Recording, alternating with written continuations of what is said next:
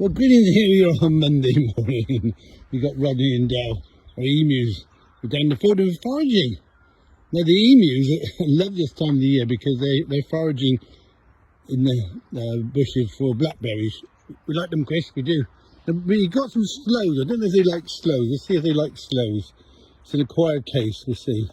Chris, they're eating the sloes. Chris, I love you more. Do you like sloes? No, that's an acquired taste. They're a bit, should we say, dry in the throat, but I don't think it stays in your throat very long, does it, Chris? Chris, I'm going to go and find some blackberries now.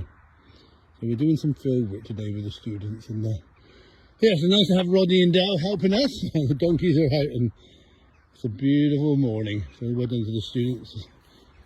Well done to Luke and Brad and the team here this morning, and Josh. Chris, I'm going to go and find some more now.